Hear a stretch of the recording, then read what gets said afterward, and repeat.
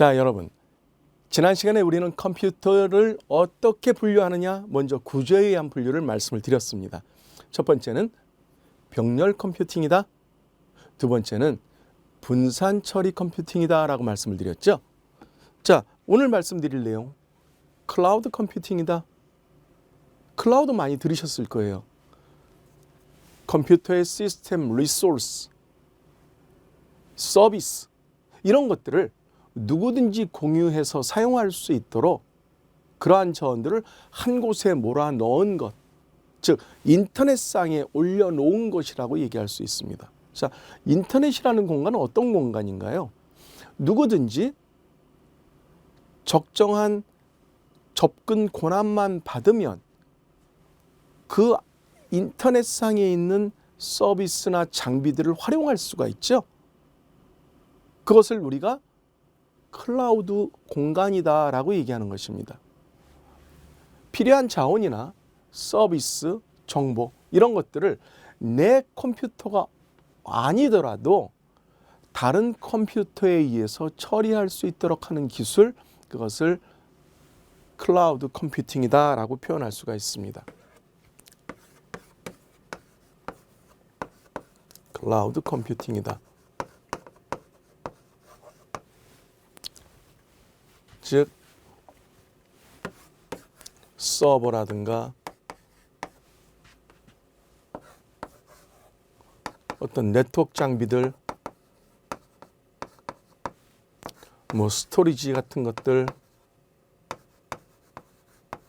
이러한 것들을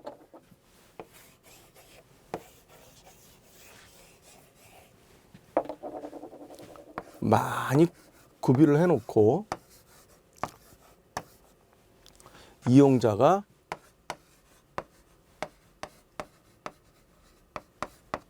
또 이 안에는 프로그램도 있겠죠. 없는 게 없는 IT 백화점이다라고 보시면 돼요. 그죠? 컴퓨터 백화점이다. 이 안에 들어가면 서버도 있고 네트워크 장비도 있고 스토리지 있고 프로그램도 있고 뭐 엄청나게 많은 수의 우리가 필요한 자원들이 다 들어가 있어요. 리소스가 다 들어가 있어요. 필요한 서비스도 있어요. 어떤 서비스? 이 프로그램이 개발한 어떤 빌링 서비스. 빌링이라는 것은 우리가 어떠한 자원을 활용했을 때 그 자원을 활용한 대가를 처리해주는 시스템을 빌링 시스템이라고 얘기하죠. 이런 빌링 시스템이 있다고 가정을 할게요. 자, 이러한 안에 있는 모든 서비스를 이용할 수 있도록 지원해주는 기술, 그것을 클라우드 컴퓨팅이다라고 표현하는 것입니다. 이 클라우드 컴퓨팅은 세 가지로 구분할 수가 있어요. 즉, 어떻게 구성을 하느냐. 먼저 공공 클라우드라는 것은 누구든지 이용할 수 있는 것, 공공 클라우드입니다. 예를 들면 통신 3사에서 제공하는 클라우드 서비스 또는 포탈에서 제공하는 클라우드 서비스, 이런 것들은 어때요? 일정 부분은 무료로 사용하지만 그 이상을 사용하기 위해서는 일정한 금액을 지불해야 되겠죠. 그렇게 사용할 수 있는 것, 우리가 공공 클라우드, 다시 말하면 퍼블릭 클라우드라고 얘기를 합니다. 퍼블릭 클라우드에 반대되는 개념은 무엇일까요? 사설 클라우드, 프라이빗 클라우드다. 관계자만 이용할 수 있어요. 관계자들만. 예를 들어 S그룹이다, L그룹이다 라고 한다면 그 그룹 내에서 만든 이러한 시스템들은 누구만 사용할 수 있나요? 그 직원들만 사용할 수 있도록 제한되어 있죠. 모든 사람이 S그룹이나 L그룹에 들어가서 데이터나 시스템을 사용할 수는 없겠죠. 이렇게 특정 그룹이나 특정 조직에 제한되어서 사용되는 클라우드를 사설 클라우드, 프라이빗 클라우드라고 얘기합니다. 그런데 요새는 공공 클라우드와 사설 클라우드를 어떻게 한다? 혼합하는 형태가 많이 나왔다. 이걸 혼합형 클라우드, 다시 말하면 하이브리드 클라우드라고도 얘기합니다. 하이브리드 클라우드다라고 얘기하죠. 그리고 이용자의 형태에 의한 분류가 앞서 말씀드린 퍼블릭, 프라이빗, 하이브리드라고 말씀을 드렸다면 자원을 어느 정도 사용하느냐, 얼만큼 필요한 자원을 사용하느냐에 따라서 또 세 가지로 구분할 수가 있습니다. 라스, 파스, 사스로 구분할 수가 있죠. 라스는 Infrastructure as a Service다. 즉 기간 통신망에 관련되는 것, 거기에 서버나 스토리지, 라우터 이러한 자원들을 빌려서 사용하는 서비스를 라스라고 얘기합니다. 자, 우리 회사는 서울, 강릉, 부산에 영업점을 두고 있어요. 그런데 그 영업점을 서로 연결하고 데이터를 공유하기 위해서는 뭐가 필요하죠? 통신망이라는 것이 필요합니다. 그런데 그러한 통신망을 구비하기 위해서는 서버도 설치를 해야 되고 스토리지도 설치를 해야 되고 네트워크 장치도 설치를 해야 돼요. 그것을 관리하는 인력, 투자 비용 등이 많이 들어가겠죠. 그리고 또 영업 결과에 따라서 강릉이라는 곳이 속초라는 곳으로 옮길 수도 있고 부산이라는 영업 거점이 때에 따라서는 뭐 마산이나 광주로도 이전할 수가 있는 것입니다. 그럴 경우에 기업의 유연성을 제공하는 것이 바로 이 클라우드다. 빌려서 쓰겠다, 그런 것들을 하는 개념이겠죠. 그래서 기본적인 인프라를 구축할 수 있는 장비들, 네트워크 장비와 서버와 스토리지를 빌려서 사용하는 서비스를 라스 서비스다라고 얘기를 합니다. 넷플릭스 여러분들 잘 아시죠? 넷플릭스가 바로 이러한 라스를 사용하고 있는 대표적인 형태가 되겠죠. 아마존의 클라우드 서비스를 넷플릭스가 이용하고 있는 것입니다. 돈이 많은데 왜 자기들이 직접 구축을 안 하고요? 직접 구축하면 구축에 따르는 장점보다는 구축에 따르는 관리의 어려움과 투자의 어려움이 있을 수 있다라고 판단을 해서 이렇게 라스라는 서비스를 이용하는 것입니다. 두 번째는 파스다. 파스는 플랫폼, 서비스를 이용하는데 플랫폼을 이용한다. 그래서 소프트웨어를 개발할 때 필요한 자원들을 제공해주는 어떠한 미들웨어라든가 서버라든가 스토리지, 앞서 말한 그러한 부분 중에 일부분, 네트워크를 제외한 부분, 그러한 것을 파스라고 얘기하죠. 그래서 사용자는 파스에서 필요한 서비스를 선택해서 어플리케이션을 개발하고요. 고객은 뭐만 가지고 있으면 돼요? 데이터하고 응용 프로그램만 가지고 있으면 됩니다. 대표적으로 CRM 솔루션을 제공하는 세일즈포스닷컴이라는 글로벌 회사가 있어요. CRM이라는 것은 고객 관계를 관리해주는 소프트웨어다. 즉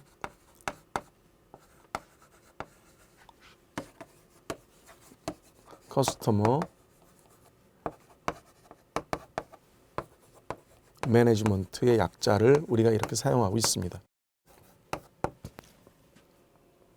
세일즈포스닷컴이 대표적으로 이러한 파스를 사용한다. 그러니까 모든 개발 시스템은 클라우드에서 사용을 하고요. 자기들은 고객 데이터와 그 데이터를 관리할 수 있는, 데이터를 활용할 수 있는 프로그램만 개발해서 가지고 있다라는 것입니다. 근데 어떤 사람들은 난 다 싫어. 모든 것들을 전부 그냥 고객이 제공하는, 나는 컴퓨터만 가지고 있고 데이터도 클라우드에 저장을 하고 프로그램도 너희가 만든 것을 그냥 이용할 거야 라는 고객도 있을 수가 있겠죠. 그런 고객을 위해서 제공하는 서비스를 SaaS라는 서비스가 되겠습니다. 모든 서비스가 클라우드에서 이루어지고요. 소프트웨어를 내가 가지고 있지 않아도 돼요. 소프트웨어조차 임대해서 사용하거든요. 구글 앱스라든가 MS 오피스 365, 드랍박스, 세일즈포스닷컴을 우리가 이용할 때, 그럴 때 SaaS라는 그러한 클라우드 형태를 이용할 수 있습니다.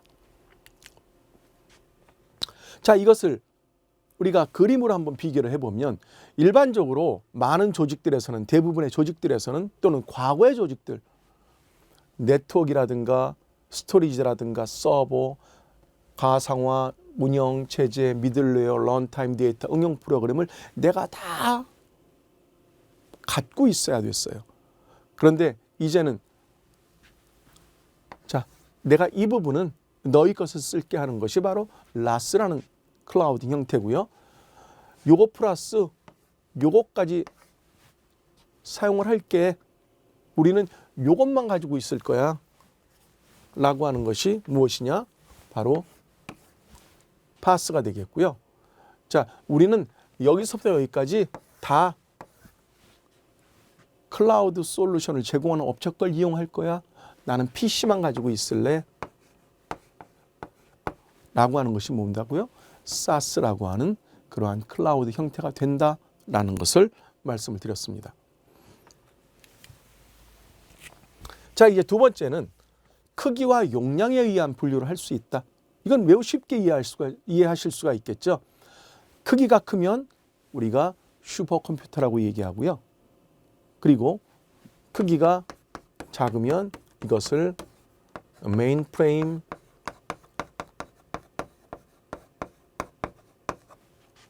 미니 컴퓨터, 마이크로 컴퓨터, 임베디드 컴퓨터다라고 얘기합니다. 근데 실제로는 어디서부터 어디까지가 슈퍼컴퓨터 이렇게 딱 끊을 수 있느냐? 애매하죠. 여기까지도 슈퍼컴퓨터가 될 수도 있고 여기까지도 메인이 될 수도 있고 여기까지도 미니가 될 수 있습니다. 왜? 그만큼 지금 저희가 갖고 있는 컴퓨터의 성능이 굉장히 뛰어나기 때문에 이제는 미니 컴퓨터, 마이크로 컴퓨터의 구분이 거의 없다라고 하는 것입니다. 다만 우리는 학습의 목적상 한번 나누어 보자라는 것이죠. 자, 슈퍼컴퓨터 물리적으로 크기가 가장 크고요. 엄청난 데이터를 처리할 수가 있어요. 예를 들면 기상청에 있는 컴퓨터, 미국 나사에 있는 컴퓨터,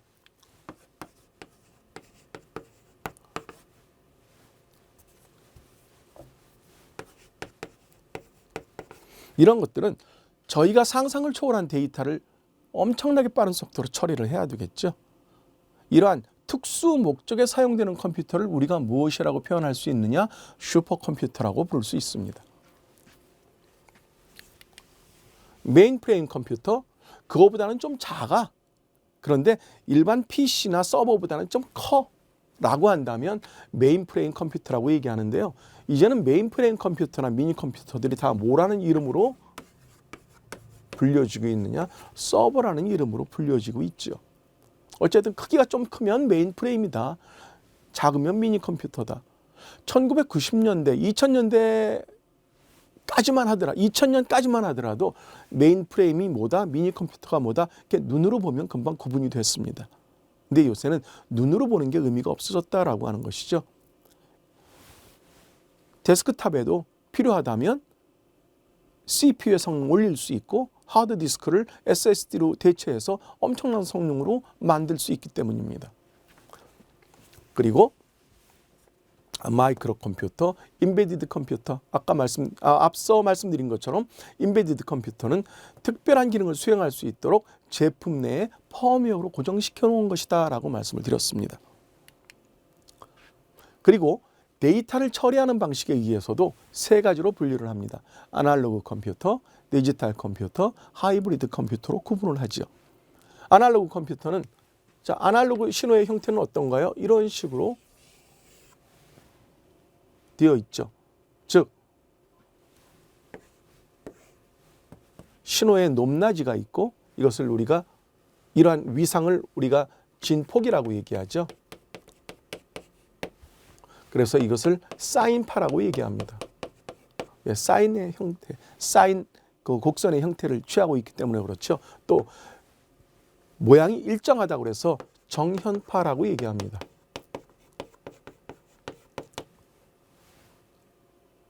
그래서 여기에는 진폭과 주기와 주파수를 가지고 있고 또 하나 뭐를 가지고 있다? 위상이라는 걸 가지고 있다. 진폭, 주기, 또 이게 몇 번 반복되느냐? 주파수. 이것을 아날로그 신호라고 얘기를 하죠. 이러한 아날로그 신호를 처리하는 컴퓨터가 있다. 어떤 경우에 전기나 유압량과 같은 처리량을 나타내기 위해서 전압, 저항, 전류를 입력값으로 받고요. 그것을 곡선이나 그래프로 표현하는 형태를 아날로그 컴퓨터라고 얘기합니다. 디지털 컴퓨터는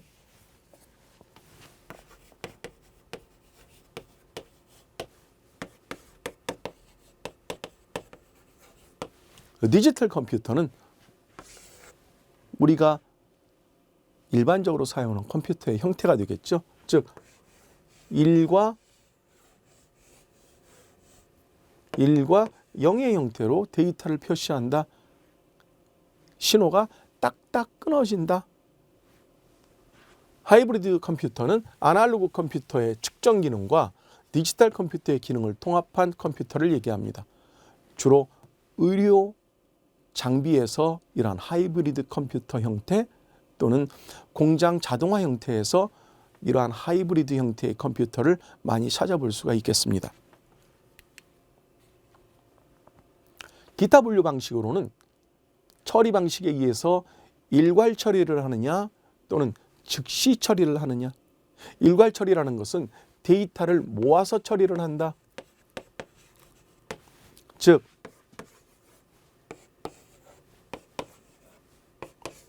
A라는 영업소, B라는 영업소, C라는 영업소, D라는 영업소가 있다.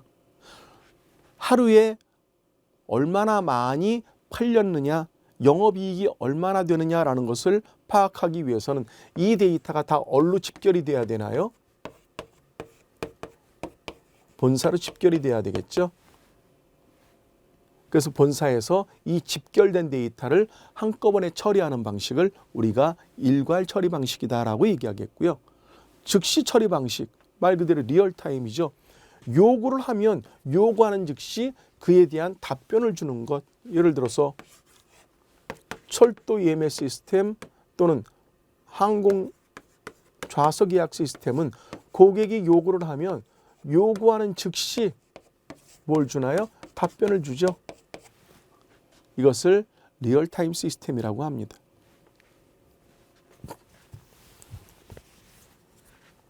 또 사용 목적에 의한 분류는 일반적으로 많은 경우의 수를 일반적인 경우를 전부 포함해서 처리를 하느냐 또는 어떤 특별한 목적에 의해서만 사용되는 컴퓨터냐. 아까 말씀드린 것처럼 기상청이나 나사 같은 경우에는 그 기상 일기예보를 예측을 하고 우주선을 발사하는 용도로만 사용하겠죠. 그래서 이것을 우리가 특수 목적이다. 스페셜 퍼포스라고 얘기하고요. 범용 컴퓨터는 일반적으로 쓰이는 컴퓨터들. So general purpose 컴퓨터라고 얘기를 할 수 있습니다. 자, 이제 4차 산업혁명에 대해서 간단하게 한번 살펴보도록 하겠습니다. 4차 산업혁명.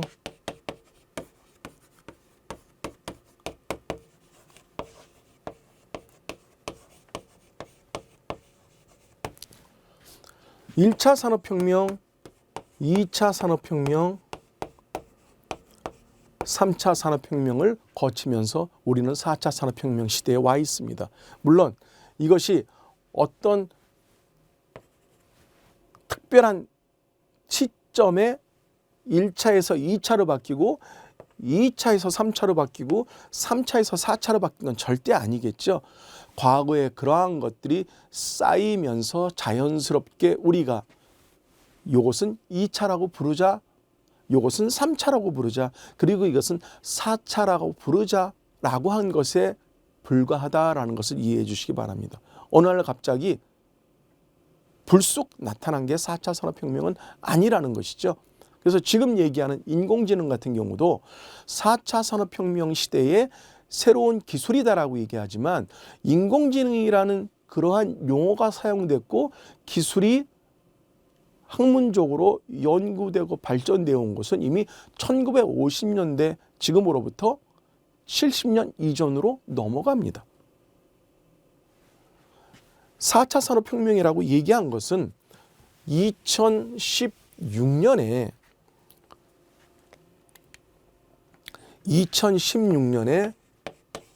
스위스 다보스에서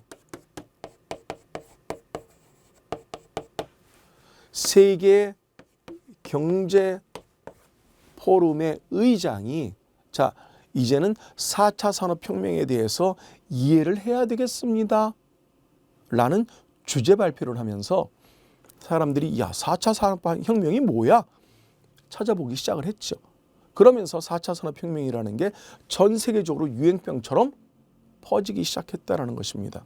마치 4차 산업혁명을 모르면 4차 산업혁명을 준비하지 않으면 국가에 큰 위기가 도래할 것처럼 말이죠. 자, 그러한 4차 산업혁명을 대표하는 기술들은 사물 인터넷, 인공지능, 블록체인, 나노기술, 자율주행 자동차, 3D 프린터, 빅데이터, 또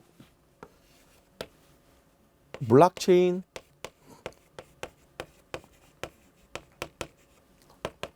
엄청나게 많은 기술들이 있을 수 있다라는 것입니다. 개별적으로 여러분들이 이런 것들이 뭐다라는 것은 블록체인 저기 있군요. 아마 개념적으로는 다 이해하실 수 있을 거라고 생각이 됩니다. 저희가 컴퓨터를 배우는 목적이 무엇이다 라고 제 스스로 여러분들께 결론적으로 말씀을 드리면 결국 이렇게 4차 산업혁명이라고 얘기하는 그리고 또 그 안에 중요한 기술이고 새로운 기술이다라고 하는 이러한 것들을 어떻게 여하이 개발을 할 것이냐, 또 우리 인간들이 사회생활에 접목을 시킬 것이냐라는 것을 이해하고 그러한 방법들을 알기 위해서 이러한 컴퓨터에 관련된 학습을 하는 것이다 라고 말씀을 드릴 수가 있겠습니다. 여러분들과 함께 논리연산장치에 대해서 말씀을 나누도록 하겠습니다. 논리연산장치는 컴퓨터 내부에 있는 장치 중에 하나다라고 말씀을 드렸어요. 자, 컴퓨터 내부를 다시 한번 살펴보도록 하겠습니다. 그 중에서도 CPU의 내부가 되겠죠. 하나는 논리연산 장치가 있고요. 제어 장치가 있고 레지스터가 있다라고 말씀드렸습니다. 이것들은 서로 내부 버스에 의해서 연결이 되어 있다. 그 중에서 우리가 오늘 말씀드릴 건 논리연산 장치다라고 하는 것이죠. 논리연산 장치라고 하는 것은 논리, 비교를 할 수 있는 기능을 갖고 있는 것, 연산, 사칙 연산, 곱하기, 나누기, 빼기, 더하기를 할 수 있는 부분들을 논리연산 장치라고 얘기합니다. 자, 그 중에서 정확히 말씀드리면 ALU는 논리장치와 지금 말이 애매하죠. 논리장치, 연산장치로 구분하는데 논리장치도 논리연산을 하는 것이죠. 그래서 이렇게 논리연산이라고 부르는 것입니다. 그래서 논리연산 장치는 입력되는 데이터 값이 AND냐, OR냐, exclusive OR냐, NOT이냐 라는 연상을 실행하고요. 전가산기와 디코더로 구성이 되어 있다. 자, 먼저 and라는 연산은 어떤 연산을 의미할까요? A와 B라는 두 개의 입력이 있다고 가정을 할 때 and라는 연산은 두 개의 값 중에 모두 동일하게 1이라는 값이 들어올 때만 1이라는 출력을 하고 그 외의 경우는 전부 0이라는 출력을 갖는 것을 AND 연산이다라고 얘기를 하고요. OR 연산은 둘 중에 하나 1이 있으면 1이라는 출력을 나타내죠. 또 exclusive OR라는 것은 서로 다른 입력이 들어올 경우만 1이 되고 동일한 입력일 경우에는 0이 출력하는 논리 회로를 exclusive OR라고 얘기합니다. 그래서 논리 연산은 입력되는 데이터 값을 바로 이러한 AND, OR, exclusive not을 가지고 연산을 실행한다라는 것입니다. 그리고 구성은 어떻게 되어 있다? 전가산기와 디코더로 구성되어 있다. 자, 디코더라는 것은 뭘 얘기하죠? 들어오는 입력 중에 그것을 분배시켜 주는 것이고요. 전가산기라는 것은 이렇게 exclusive OR 회로와 AND 회로로 구성되어 있는 것을 우리가 전가산기라고 얘기합니다. 이걸 보시면 전가산기는 하나의 exclusive OR와 AND 회로가 어떻게 되어 있어요? 두 개로 구성되어 있는 것을 전가산기다라고 얘기합니다. 전가산기는 두 개의 수를 더했을 때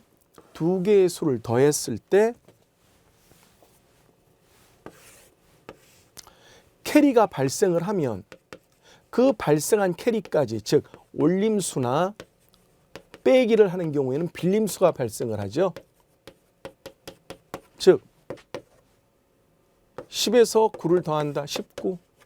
그런데 10에다 19를 더한다. 어떻게 돼요? 죄송합니다. 100에다가 999를 더한다. 그러면 99. 자, 올림수가 발생을 했어요. 만일에 빼기를 하면 앞에서 빌려오는 수 9 빼기 10이라 어딘가에서 하나를 빌려와야죠. 이것을 빌림수가 발생한다고 얘기를 합니다. 자, 이렇게 전가산기는 올림수와 빌림수까지도 감안을 하는 계산기를 전가산기라고 얘기해요. 반가산기는 올림수나 빌림수를 반영하지 않습니다. 그런데 반가산기 두 개로 구성된 요 전가산기는 올림수나 빌림수를 반영을 한다. 그래서 이렇게 되어 있는 것을 우리가 논리 연산 장치라고 얘기합니다.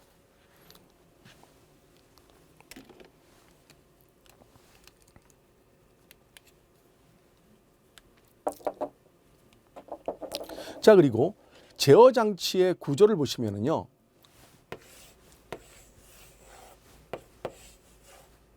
ALU 제어 장치라고 말씀을 드렸어요. 이 제어 장치의 구성을 보시면 이렇게 되어 있다라는 거죠.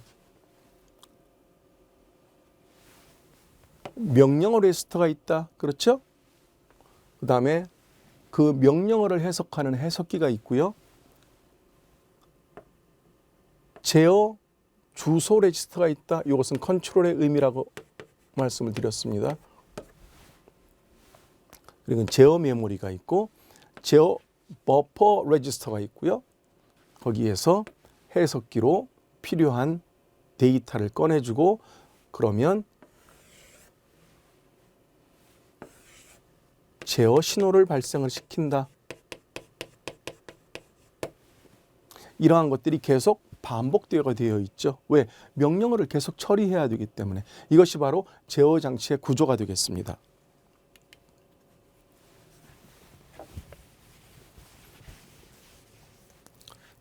제어 신호의 출력은 두 가지로 이루어질 수 있죠. 하나는 명령어의 순서를 제어하기 위한 제어 신호가 발생이 되고요. 두 번째는 입출력 장치에 대한 제어 신호가 발생이 됩니다. 즉 입력을 해라, 출력을 해라, 리드를 해라, 라이트를 해라라는 얘기죠.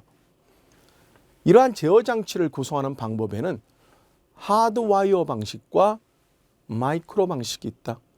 즉 하드와이어 방식은 하드웨어 방식으로 이해하시면 되고요. 마이크로 프로그램 방식은 소프트웨어적인 방식이다. 앞서 제어 장치가 이렇게 이 명령어 레지스터, 그 다음에 해석기를 거쳐서 CAR을 거치고 메모리를 거치고 컨트롤 메모리를 거치고 CBR을 거치고 이러한 것을 반복한다라고 말씀드렸죠. 이 구조는 하드웨어, 소프트웨어 방식이 되겠습니다. 마이크로 프로그램 방식, 즉 내가 갖고자 하는 신호들이 어디에 다 저장이 되어 있어요? 제어 메모리에 신호들이 다 저장이 되어 있습니다.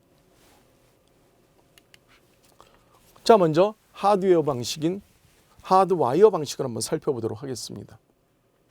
하드와이어 방식은 우리가 그 CPU를 만드는 방법을 먼저 고민을 해보셔야 돼요. CPU를 제조하는 방식, 제작하는 방식에는 두 가지가 있습니다. 하나는 리스크 방식이 있고요. 하나는 시스크 방식이 있어요. 지금 말씀드리려고 하는 이 하드웨어 방식, 즉 하드와이어드 방식, 즉 하드웨어에 선들을 연결한다. 하드웨어끼리 뭘 연결을 한다? 와이어를 연결을 한다. 그래서 하드와이어 방식입니다. 배선을 막 연결한다는 얘기죠. 하드와이어 방식은 리스크라는 구조에서 많이 사용하는 방식이 되겠습니다. 그래서 리스크라는 것은 명령어를 많이 갖지 않고 필요한 명령어만 갖고 CPU를 만들자. 왜? 우리가 어떠한 유틸리티를 구매를 해도, 어떠한 프로그램을 구매를 해도 그중 프로그램 대부분 다 사용하는 게 아니잖아요. 많이 사용하는 부분은 어떤 부분에 한정이 되어 있지 않습니까? 그러한 생각에 착안을 해서 모든 명령어를 다 쓰는 게 아니니까 필요한 명령어 몇 개를 채택해서 우리가 만들자. 그러면 명령어의 길이가 적어지고 상대적으로 적은 수의 주소 기법을 이용해도 되지 않을까라는 생각이 바로 이 리스크 방식입니다. 그래서 이 리스크 방식의 하드와이어 방식, 즉 하드웨어 방식을 사용하는 것이고요. 명령어들이 단순하기 때문에 프로그램의 길이가 시스크에 비해서 길 수밖에 없죠. 왜? 명령어가 이만큼 있는데 우리는 조금만 사용하자라고 얘기했잖아요. 따라서 어때요? 명령어의 길이가 길어야 되겠죠.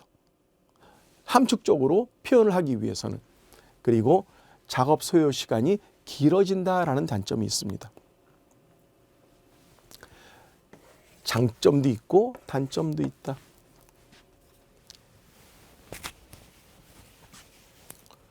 이러한 하드웨어 방식에는 순차 레지스터를 사용해서 제어 상태를 순차적으로 실행을 시킵니다. 그 다음에 디코더를 사용해서 각 상태마다 하나의 출력을 만들어내게 되는 것이죠.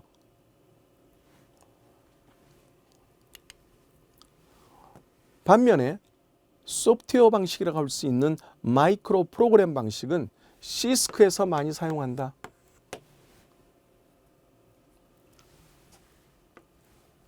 메모리에 저장을 하고 그 메모리에서 필요한 신호를 만들어낸다. 자, 두 방식을 비교를 해보면 하드웨어 방식은 디지털 회로를 많이 사용을 해야 돼요. 즉 제어 논리를 구현하기 위해서 디지털 회로를 많이 이용하기 때문에 속도 면에서는 빠르겠죠.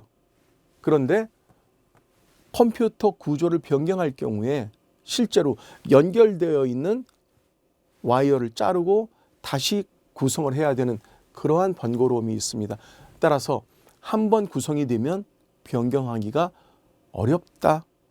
그것이 하드웨어 방식이, 즉 하드와이어드 방식이 되겠고요. 소프트웨어 방식, 제어 메모리에 마이크로 프로그램만 바꿔주면 쉽게 변경이 가능하다. 그래서 마이크로 프로그램 방식이 하드웨어 방식인 하드와이어 방식보다 장점인 이렇게 갱신이 편하다. 반면에 속도는 조금 느리다라는 단점은 있습니다. 자, 이제 명령어 사이클에 대해서 한번 살펴보도록 하겠습니다. 여러분, 사이클이라는 얘기는 순환된다라는 것을 의미하죠. 즉 A, B, C가 계속 반복이 된다라는 것을 우리가 사이클이라고 얘기를 하고, 이것을 번역하기를 주기라고 얘기를 하고 있습니다.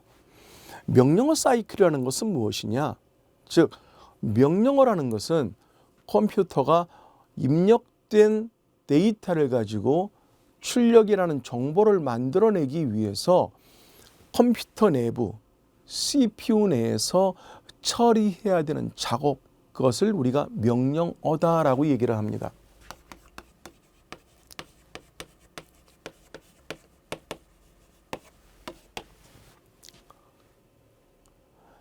명령어를 가지고 어떠한 작업을 수행하기 위해서는 그 명령어를 어떻게 가지고 올 것이냐, 그리고 또 그 명령어를 어떻게 해독을 할 것이냐라는 순서가 필요하겠죠. 단계가 필요하겠죠. 그것을 우리가 명령어 사이클이다라고 얘기를 할 수 있는 것입니다.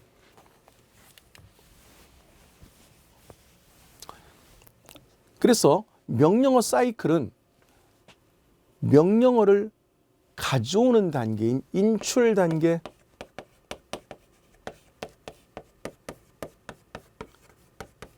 이것을 우리가 패치 사이클이다, 패치 단계다라고 얘기를 하고요. 두 번째, 명령어를 가져왔으면 이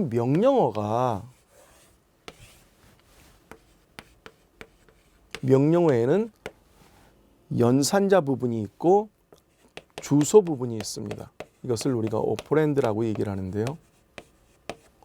이 명령어가 곱셈을 하는 것이냐, 아니면 나눗셈을 하는 것이냐, 아니면 더하기를 하는 것이냐, 아니면 빼기를 하는 것이냐라는 어떠한 작업의 명령을 갖고 있어야 되겠죠. 즉 그것을 해독하기 위한 뭐가 필요해요?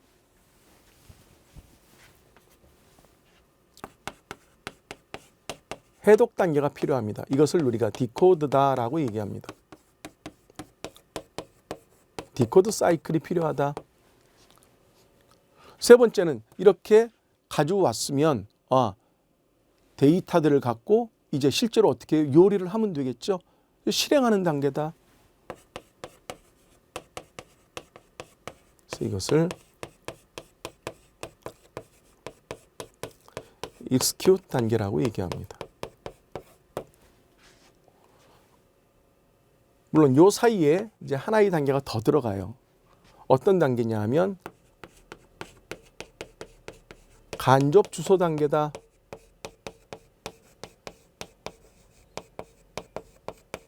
인다이렉트 단계가 하나 더 들어가죠. 여러분들 그거 기억하시죠? 명령어라는 것은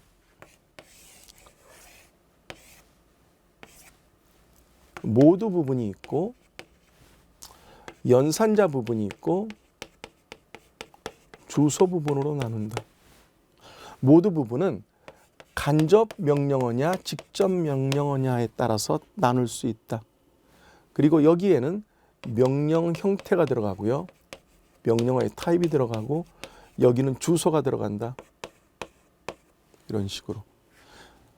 직접 명령어라면 바로 여기에 있는 주소를 찾아가서 그 데이터를 가지고 실행을 하면 되지만, 간접 명령어라면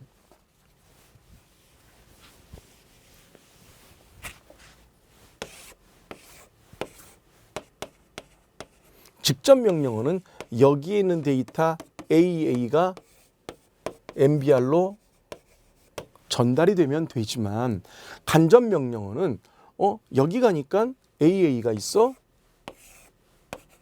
그러면 또 한 번 AA라는 주소를 찾아가는 것을 뭐라고 얘기해요? 간접 명령어로 얘기합니다. 그때 MBR에는 뭐가 태워지느냐? 여기에 있는 BB라는 데이터가 MBR에 채워지겠죠. 이렇게 한 번 더 주소를 확인해서 유효 주소를 계산해야 될 때 그것을 우리가 간접 주소다라고 얘기를 하죠. 따라서 명령어 사이클은 인출, 해독, 실행 과정으로 순차적으로 발생을 하는 것이 아니라 실제로 보면 인출, 패치 단계, 해독, 디코드 단계, 간접 주소, 인다이렉트 사이클이 하나 더 들어가고요. 그 다음에 여기에 실행 단계,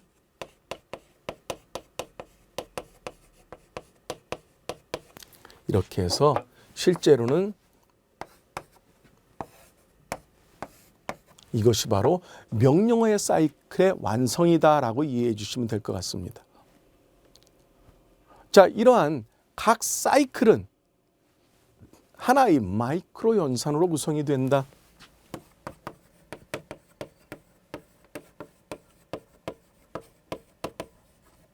마이크로 연산으로 구성이 된다. 여러분 클락이라는 거 기억하시잖아요. 하나의 클락이라는 것은 어떠한 하나의 동작을 실행할 수 있도록 CPU, 좀 전에 어떤 것? 제어 신호라고 말씀을 드렸습니다. 그 제어 신호가 발생할 때 처리해야 되는 하나의 동작을 마이크로 연산이다. 즉 명령어를 구성하는 최소 단위를 뭐라고 얘기하느냐? 마이크로 연산이다라고 얘기를 합니다. 한번 볼까요?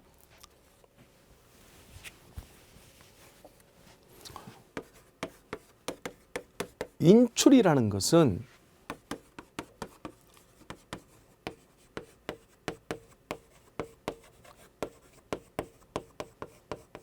꺼내오는 것이라고 얘기했습니다. 그죠? 명령어를 꺼내오는 것이에요. 자, 그러면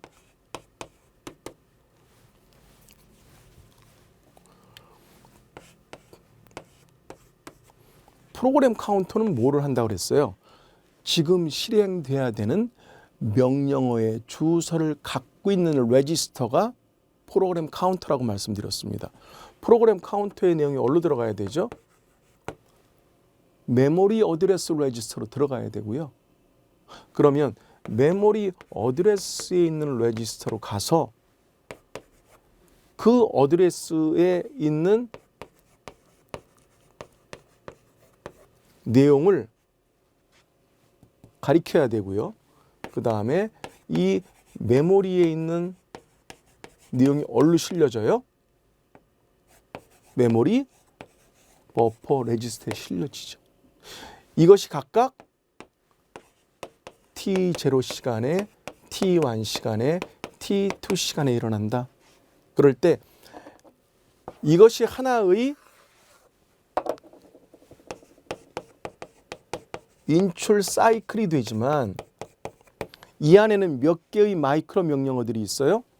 하나, 둘, 세 개의 마이크로 연산으로 구성이 되어 있다는 것을 알 수 있습니다. 근데 뭐가 하나 또 빠졌어요. 뭐가 있을까요? 바로 프로그램 카운터는 이렇게 자기 값을 메모리 어드레스 레지스터에 넘겨준 즉시 하나 증가되게 되어 있어요. 즉 PC의 값은 어떻게 된다? PC 플러스 1로 증가하게 되어 있다. 근데 여러분들 가만히 보세요. 이 PC의 값이 하나 증가되는 건 여기에서 증가되든 여기에서 증가되든 여기에서 증가되든 제어 장치에 영향을 줄까요? 안 줄까요? 전혀 안 주죠. 왜? 증가만 하면 되니까. 어느 경우에 인출을 하기 위해서. 그래서 PC는 이 프로그램 카운트의 값은 어디에서도 증가시키게 우리가 프로그램할 수가 있습니다. 자, 너무 하드웨어적으로 들어가지 말고요. 어쨌든 이것이 바로 마이크로 연산이다라고 하는 것입니다. 그래서 마이크로 연산은 마이크로 사이클에 의해서 수행이 되고요. 마이크로 사이클, 지금 이러한 T0, T1, T2 이것이 하나의 사이클이라는 거죠. 명령어 사이클은 마이크로 사이클을 포함한다 이렇게 이해하실 수도 있겠죠. 그죠? 그리고 마이크로 연산에 걸리는 시간을 우리가 마이크로 타임이라고 합니다. 얘는 마이크로 타임을 갖고 있는 거죠. 그리고 요 마이크로 사이클이라는 것이 CPU의 속도를 나타낸다라는 것을 이해할 수가 있습니다. 요새는 64GHz의 속도다라고 한다면 마이크로 연산에 걸리는 요 마이크로 사이클이 요 하나의 사이클이 돌아가는데 64GHz 걸린다 시간이 64기가의 시간이 걸린다라는 것을 우리가 알 수 있는 것입니다.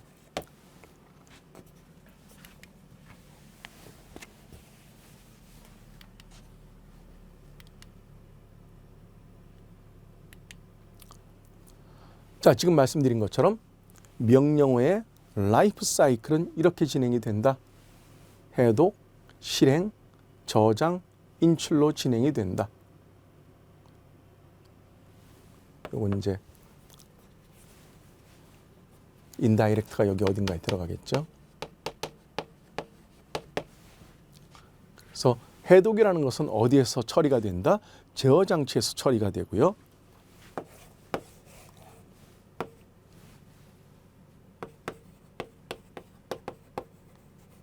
중앙 처리 장치인 CPU가 있다면 여기에 ALU가 있다고 말씀드렸고 제어 장치가 있다고 말씀드렸고 레지스터가 있다라고 말씀드렸습니다. 그래서 제어 장치는 해독을 담당하고 산술 연산 장치는 실행을 담당하고 그 다음에 메모리는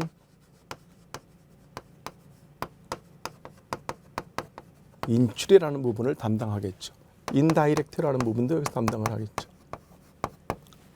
이것이 바로 명령어의 라이프 사이클이라는 것을 말씀을 드렸습니다. 자, 다음 시간에 뵙도록 하겠습니다. 감사합니다.